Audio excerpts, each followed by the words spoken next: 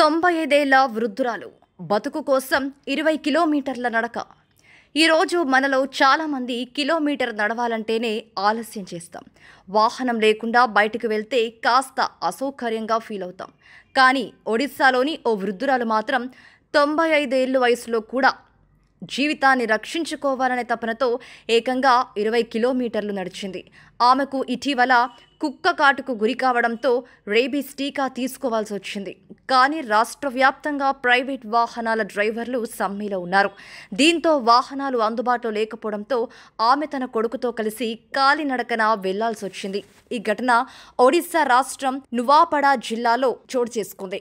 సీనాపల్లి సమితి పరిధిలోని షికబాహల్ గ్రామానికి చెందిన మంగల్భారి మొహరా అనే వృద్ధురాలికి కుక్క కరవడంతో ఆమె స్థానిక సిహెచ్సిలో చికిత్స తీసుకుంది. రేబీస్కు అవసరమైన టీకాలు వేయించుకుంటూ చివరి డోస్ కోసం బుధవారం సీనాపల్లి వెళ్లాల్సి వచ్చింది. అయితే సమ్మె కారణంగా రవాణా సేవలు నిలిచిపోయాయి. ఏమీ చేయలేని పరిస్థితిలో వృద్ధురాలు తన కొడుకుతో కలిసి 10 కిలోమీటర్ల దూరం కాలినడకన వెళ్ళింది. టీకా వేయించుకొని తిరిగి అదే విధంగా మరో 10 కిలోమీటర్లు నడిచి ఇంటికి చేరింది. వయసు మీద పడిన ఆరోగ్య సమస్యలు ఉన్న బతుకు కోసం ఆమె చూపించిన సంకల్పం చూసి అందరూ ఆశ్చర్యపోతున్నారు.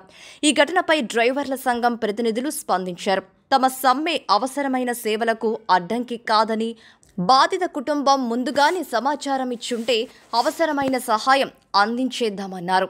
అయితే వృద్ధురాలి కుమారుడు గురుదేవ్ స్పందిస్తూ టీకా కోసం అంబులెన్స్ సాయం కోరవచ్చో లేదో తమకు స్పష్టత లేదని చెప్పారు. పైగా తల్లి కూర్చునలేని కారణంగా ద్విచక్ర వాహనం సైతం ఉపయోగించలేదని అన్నారు.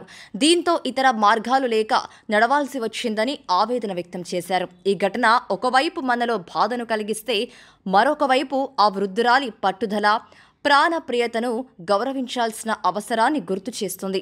ఇలాంటి మరెన్నో ఆసక్తికరమైన విషయాల కోసం తెలుగు డెస్క్ ఛానల్ని సబ్స్క్రైబ్ చేయడం మర్చిపోకండి. Thank you.